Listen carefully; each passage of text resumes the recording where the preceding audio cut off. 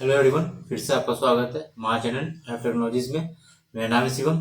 तो आज हम बात करने वाले हैं कि फ्रंट एंड डेवलपमेंट होता है क्या है, कैसे हम इसको मतलब कैसे कब बन सकते हैं फ्रंट एंड डेवलपमेंट, और इन्हीं सब चीज़ों के बारे में बात करेंगे कि फ्रंट एंड डेवलपमेंट क्या क्या करना चाहिए, हमें क्या क्या टेक्नोलॉजी से आनी चाहिए, कि कैसे हमें बेस्ट प्रैक्टिसेस फॉलो करना चाहिए फ्रंट एंड डेवलपमेंट बनने के लिए, उनमें कितनी चीज़ों को मेनली हमें बहुत ज़्यादा इंपॉर्टेंट देना पड़ता है उस चीज़ों को लोग।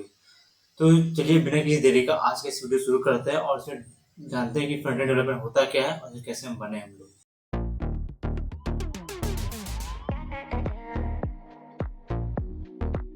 तो हम आज बात करने वाले थे मेनली फ्रंट एंड डेवलपमेंट के बारे में।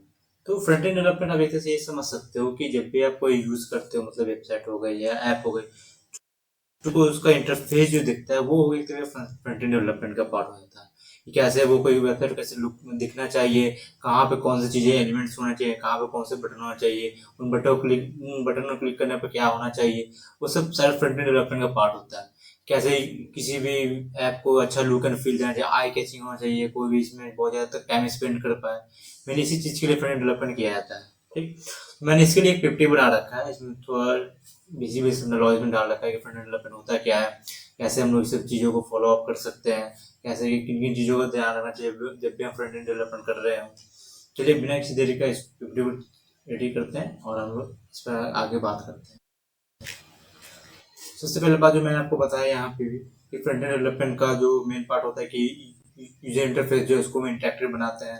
तो यहाँ पर मैंने ऑलरेडी लिख रखा है डेफिनेशन फॉर्म में, front end development involves creating the visuals and interactive aspects of a website और web application that a user directly interact with.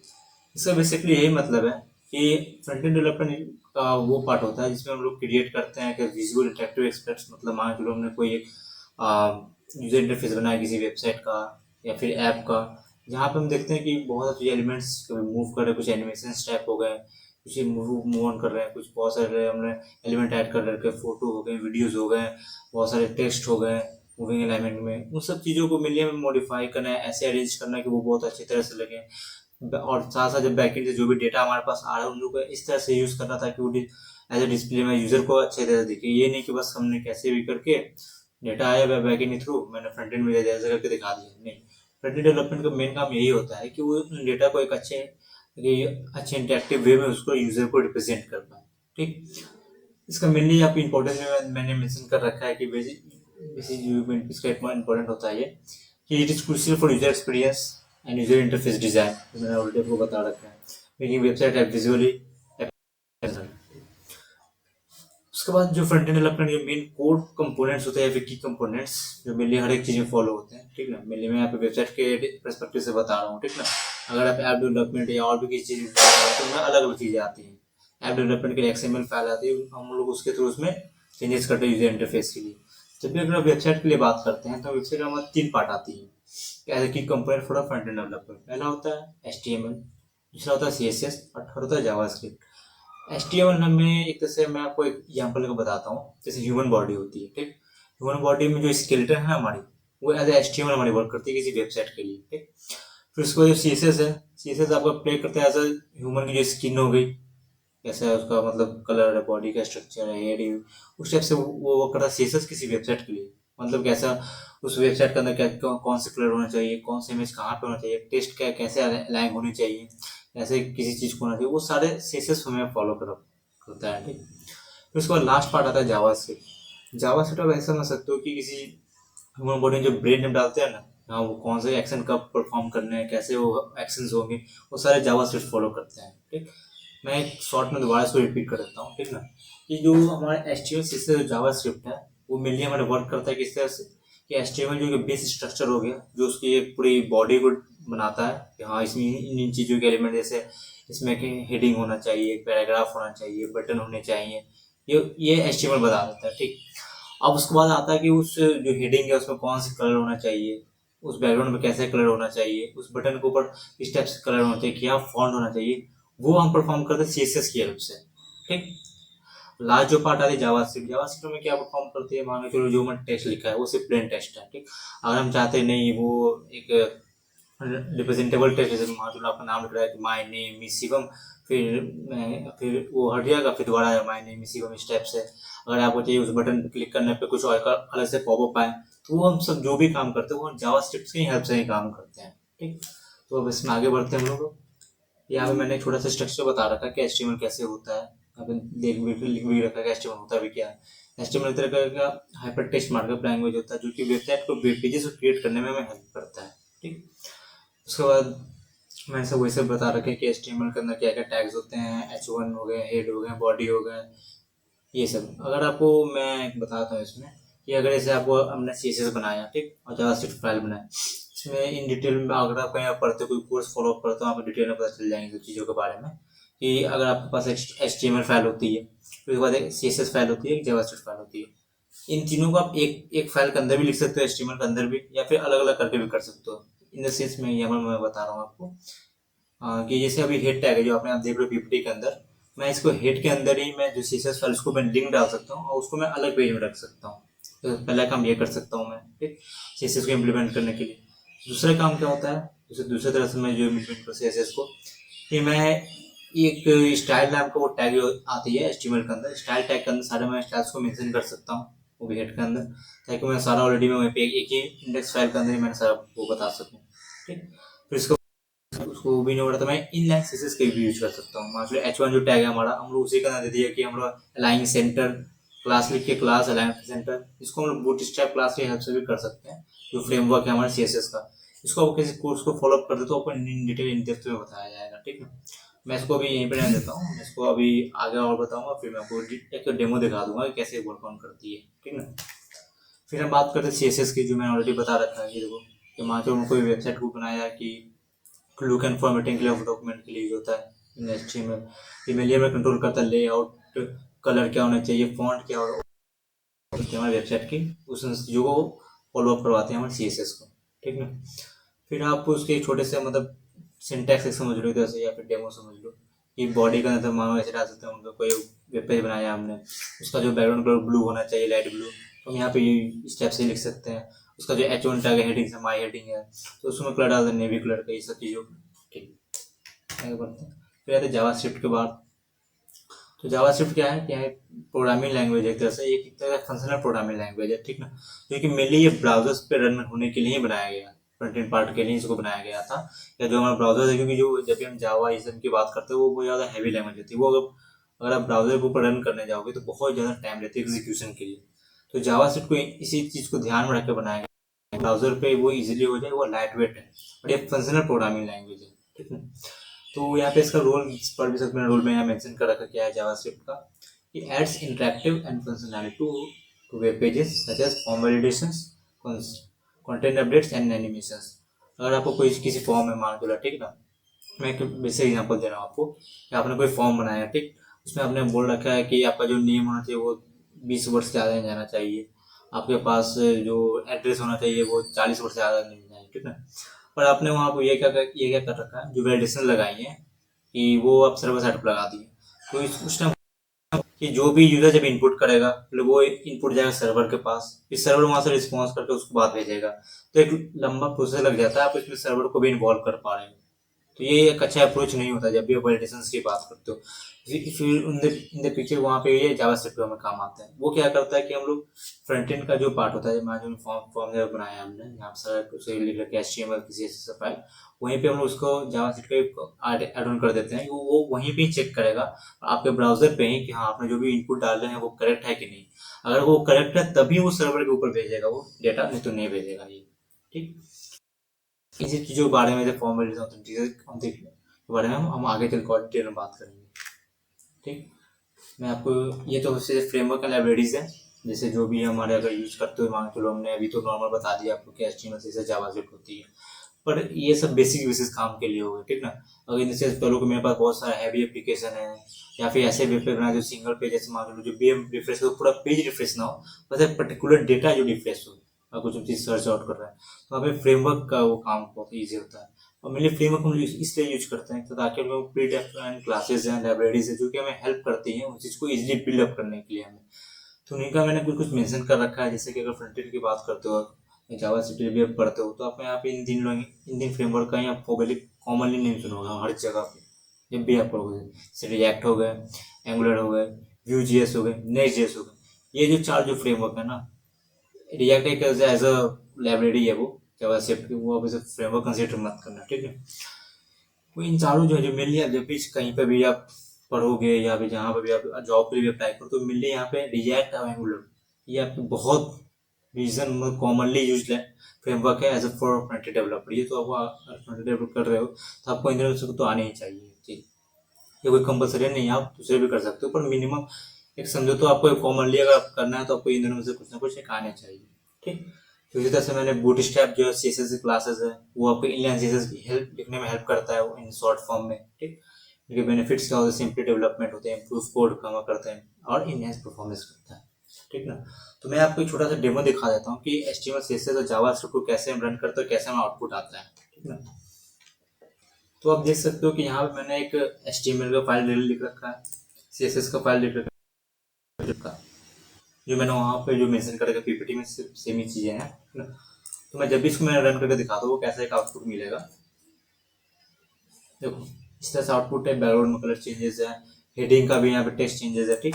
अगर मैं यहाँ पे सीएसएस का हटा देता हूँ ना, आप देखने को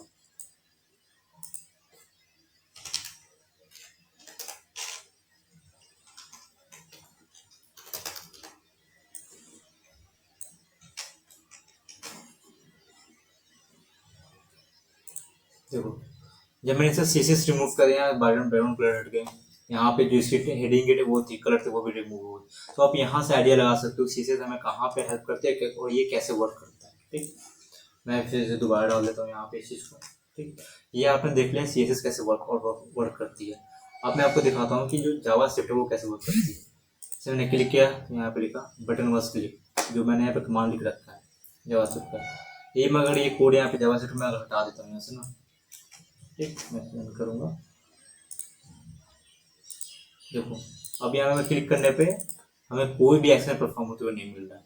तो आप जब भी कभी देखे होगे जहाँ पे फॉर्म भरने जाते होगे या जब भी कहीं पर भी, मतलब आप क्लिक करके पॉपअप आता होगा या फिर कुछ और चीज़ें वहाँ पे परफॉर्म करती होगी, वो सारी चीज़ जावास्क्रिप्ट के ही हेल्प से होती है वो चीज़ें, ठीक ना। तो आपको बेसिकली एक आइडिया लग गया होगा कि ये चीज़ें वर्क कैसे परफॉर्म करती हैं। देखो दोबारा चीज़ें रन करने लगी, ठीक। तो हम लोग अपने आपके पे तो आगे बढ़ते हैं इस चीज़ को लेकर। ये तो हमने बात कर ली थी फ्रेमवर्क एंड लाइब्रेरीज के बारे में। अब बात करते हैं कि डेवलपमेंट टूल्स क्या क्या यूज करना चाहिए जब भी हम लोग बात करते हैं अगर अच्छा फ्रंट एंड डेवलपर बनने के लिए। तो हमने मेनली ज़्यादातर यूज करते जो हमारे होते हैं वो होते वी एस कोड।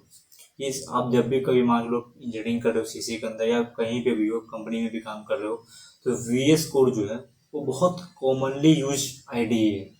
जो मतलब जब भी आप वी एस कोड यूज करोगे ना तब हर एक चीज़ कर सकते हो, Python development, C development, C plus plus development framework के साथ बहुत ही कन्वीनियंट तरह आप कर सकते हो, ठीक। उसके बाद आपको वर्जन कंट्रोल आना चाहिए, जो मैंने ऑलरेडी बता रखा है मैं वीडियो के अंदर भी। गिट और गिटहब आपको आनी चाहिए अच्छे से, ठीक। फिर उसके बाद सबसे अच्छा जो इम्पोर्टेंट टॉपिक होती है, मतलब ये बात होती है जब भी आप फ्रंट एंड डेवलपर करो तो आपको एक डिबगिंग स्किल आपको अच्छी होनी चाहिए। मान चलो मैंने जो CSS लिखा है, ठीक, जावास्क्रिप्ट फाइल रखी है, फिर आप उसको चेकआउट कैसे करोगे वो एग्जीक्यूट हो रही है कि नहीं है जहाँ पे मैंने उसको लिख रखा है। तो इसको मेनली जब हेल्प करता है जब भी ब्राउजर पे जाओगे, ठीक। ब्राउजर में आपको दिखा भी देता हूँ ब्राउजर कैसे वर्क करते हैं चीज़ों को लेकर। मान लो चलो मैंने एक ये चीज़ खोल लिया, ठीक। मैं यहाँ पे जाऊँगा इंस्पेक्ट के ऊपर। देखो यहाँ पे अगर ये चीज़ें जो है एक फ्रंट एंड डेवलपर को अच्छी तरह से आना चाहिए ताकि वो पता कर पाए। जैसे मैंने यहाँ पे अभी इंस्पेक्ट पे गया, इसमें दोबारा से दिखाता हूँ, कट करके ये वेबसाइट है, किसी वेबसाइट पे जाइएगा, वहाँ पे राइट क्लिक करिएगा। राइट क्लिक करने के बाद आपको इंस्पेक्ट पे जाना है, आपको इस तरह का एक इंटरफेस खुल जाएगा, ठीक। जहाँ पे आप चेकआउट कर सकते हो कि इस जो पेज है जो है हमारा, यहाँ पे क्या क्या चीज़ें वर्कआउट कर रही है, कैसे वर्क कर रही है, ये क्या मार्जिन सारा स्टोरेज होंगे, क्या क्या इसकी हेड है, क्या टाइटल है, आप सारी देखो शो कर सकते हो, क्या डिस्प्ले करना होना चाहिए, क्या CSS के फाइल्स हैं, सारी चीज़ देखो। जो भी मैंने इसमें CSS फाइल लगा रखी है, मैंने यहाँ पे क्लिक किया H1 टैग के ऊपर, तो मैं यहाँ पे शो कर रहा है कि हाँ इसने कौन कौन CSS इंप्लीमेंट कर रखे हैं।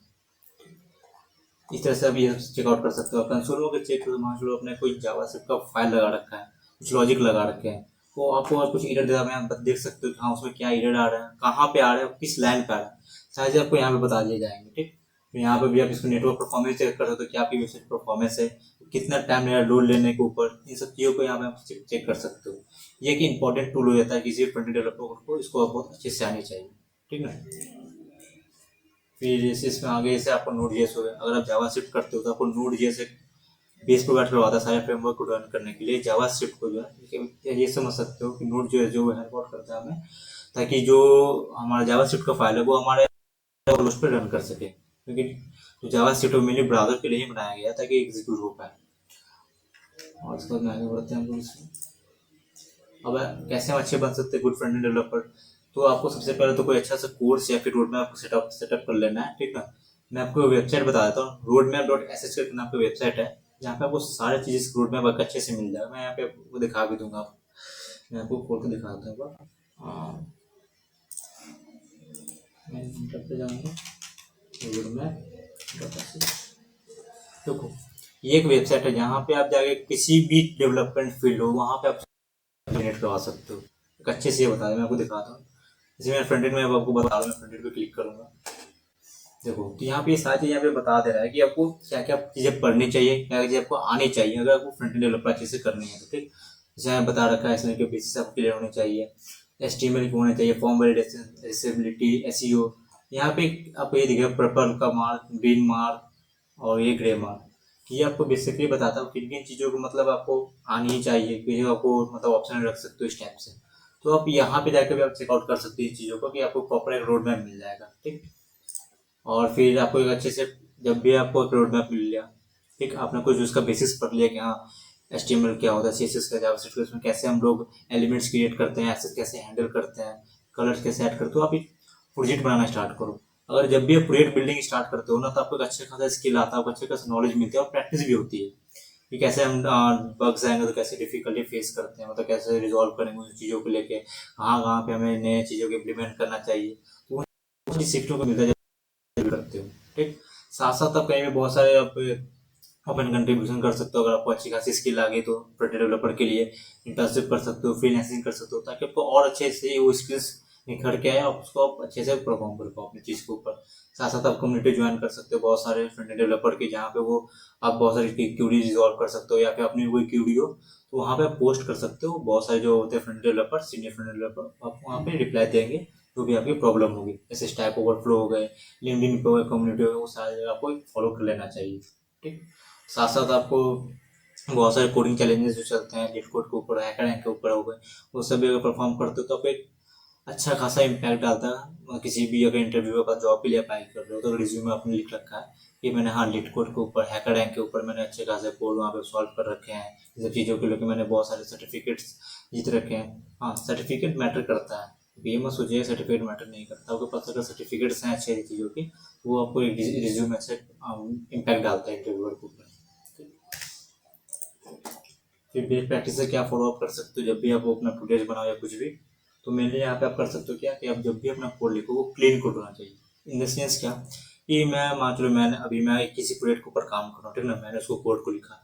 अब क्या हो कि मेरे को उस प्रोजेक्ट से हटा के दूसरे प्रोजेक्ट के ऊपर डाल दिया गया है, ठीक। तो जो अगला बंदा जो मेरे प्रोजेक्ट को हैंडल करेगा, मुझे कोड ऐसा लिखना है कि उसको एक बार में समझ में आ जाए वो कोड, उसको ज़्यादा वो परेशानी ना करना पड़े, हाँ इसमें कोड में क्या लिख रखा है, क्या लिखा है। एक अच्छे डेवलपर को ये बहुत अच्छी पार्ट होती है कि वो कोड को बहुत अच्छे से मेंटेन कर रखता है। मान चलो अपने कोड को अच्छे से मेंटेन करके रखा है, सबको अलग अलग पार्ट फाइल्स में डाल रखा है, जैसे कि H1 के जो भी सीरीज हैं वो अलग से हैं, H2 के अलग से हैं, पैराग्राफ अलग से हैं। तो ये क्या करता है जब भी मान लो कुछ चेंज करने होंगे ना फाइल के अंदर, H1 के अंदर, तो आप सिर्फ पर्टिकुलरली उस फाइल को छेड़ोगे, पूरे आप इंडेक्स को HTML चीज़ों को आप नहीं छेड़ोगे। फिर अब क्या हो गया इंश्योर रिस्पॉन्सिव डिजाइन, ये सबसे इंपॉर्टेंट है। जब भी फ्रंट डेवलपर को तो ये मत सोचना कि हाँ मेरे को बस वेबसाइट डेस्कटॉप साइज उसे बनाना, नहीं। फ्रंट एंड डेवलपमेंट का जब भी होते पार्ट होते वो होता है रिस्पॉन्सिव होना चाहिए। इन द सेंस क्या, मैं बाद आपको बता रहा था कि जैसे जब भी आपने वेबसाइट जो बनाया है, ठीक, तो आप उसको ऐसे मत बनाना कि हाँ मैं डेस्कटॉप के लिए ही बना रहा हूँ, हाँ मैं सिर्फ डेस्कटॉप पे वेबसाइट खोलूंगी। आपकी जो वेबसाइट है वो एक डेस्कटॉप पे भी खुल सकती है, मोबाइल पे भी खुल सकती है, टैबलेट पे भी खुल सकती है, या किसी और भी कोई भी डिवाइस उस पर भी खोल सकते हैं। तो आपको जब भी डिजाइन करना है किसी वेबसाइट को तो वो एक रिस्पॉन्सिव होना चाहिए कि फोन पे भी अच्छे से वो डिस्प्ले हो पाए, अपने जो भी डेटा वो अच्छे से रिप्रेजेंट कर पाए, टैबलेट के भी ऊपर और डेस्कटॉप के भी ऊपर। अब जब इंस्पेक्ट मोड पे जाओगे तो आपको ऑलरेडी आपको ऑप्शंस मिलते हैं चेकआउट करने के लिए कि हाँ आपको परफॉर्म होना चाहिए। मैं आपको दिखा भी देता हूँ। मान लो ये वेबसाइट है, ठीक, मैंने इसको ओपन किया। जैसे मैं इसको इंस्पेक्ट में जाऊँगा ना, देखो तो यहाँ पे आप चूज ऑन कर सकते हो आपको किस तरह चेक करना चाहिए। ये फ़ोन के हिसाब से हो गए। हाँ, ये फ़ोन पैसे दिखेगा ये चीज़ें हो गया। ठीक, अगर आपको उसको टैबलेट मोड पर रखना है वो भी कर सकते हो। हैवी रिस्पॉन्सिव है, दबा दो ऐसे चेकआउट करना है। आप इस वेबसाइट से सीख सकते हो देखो कैसे रिस्पॉन्सिबिलिटी इसके वर्क करती है। मैं इसको बताता हूँ इसका, देखो ये फ़ोन के हिसाब से। ठीक, मैं इसको कर दूंगा रिस्पॉन्सिव पे।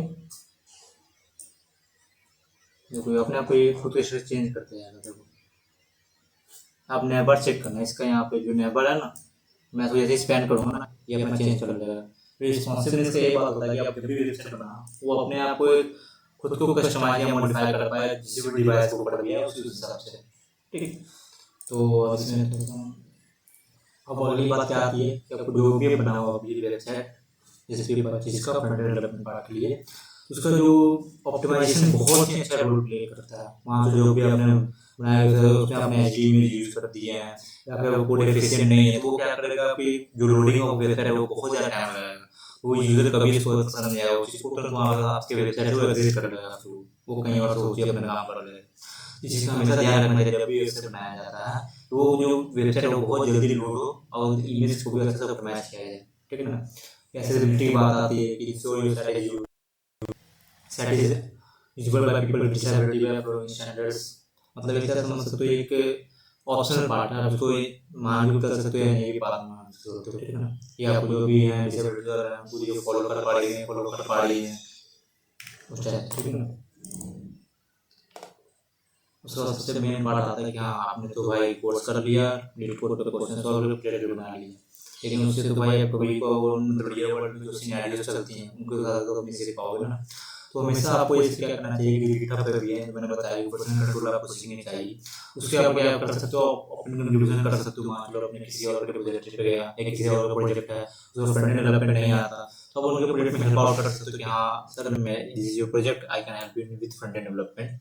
तो आप उन पर आप कोलैबोरेट कर सकते हो, ये आपको अच्छा इम्पैक्ट डालेगा रिज्यूम के ऊपर। ठीक, फिर फ्रीलांसिंग कर सकते हो, इंटर्नशिप कर सकते हो, मैंने आपको ऑलरेडी बताया कि ताकि आपको रियल लाइफ जो प्रोजेक्ट से वर्क ऑन कर काम करने का मौका मिल पाए। ठीक, फिर आपके पास एक पर्सनल पोर्टफोलियो वेबसाइट होना चाहिए। अगर आप फ्रंट एंड डेवलपर हो तो कम से कम आपको मिनिमम अपना पर्सनल पोर्टफोलियो वेबसाइट होना चाहिए, ये तो एक रिक्वायरमेंट होती है कोई भी वेबसाइट।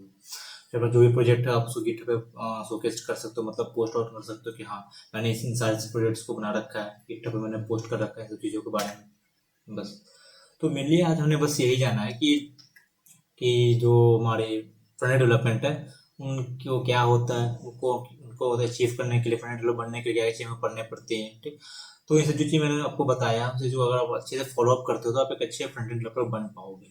और आप ये मत समझना फ्रंट एंड डेवलपर की सैलरी नहीं होती, फ्रंट एंड डेवलपर की अच्छी खासी सैलरी होती है। आप उसको मतलब अच्छे से बहुत अच्छे से उसको यूज कर सकते हो। अभी सबसे ज़्यादा जो है वो फ्रंट एंड डेवलपर पे ही वो ज़्यादा फोकस करती हूँ कि बैकएंड तो बहुत चलो थोड़ा बहुत चेंजेस होते रहते हैं पर यूजर इंटरफेस क्या है वो हमेशा कुछ ना कुछ नए नए ऐड ऑन होते रहते हैं, उसमें कुछ ना कुछ हर एक कंपनी अपने हिसाब से मॉडिफाई। तो फ्रंट एंड डेवलपर का रोल हमेशा ही एक्टिव रहता है कि हाँ हमें चाहिए फ्रंट एंड डेवलपर का अच्छा स्किल वाला, उसको अच्छा सैलरी भी मिलती है। तो इस चीज़ को ध्यान रखें। अगर आपको कोई भी या कुछ डाउट है क्यूरी हो तो मेरा ये व्हाट्सएप नंबर है, आप इसमें मैसेज भी कर सकते हो। अब मैं आपको सारी क्यूरी जो वो सॉल्व आउट भी कर दूंगा। अगर आपको वीडियो अगर पसंद आए अच्छा लगा हो तो प्लीज़ इसे लाइक करिएगा, शेयर करिएगा। और आप कुछ नए टॉपिक्स को वीडियो चाहिए होगा तो प्लीज़ कमेंट में डाल दीजिएगा, मैं उस नए आपके टॉपिक को वीडियो बना दूंगा। तो आज के लिए बस यहीं रहते हैं।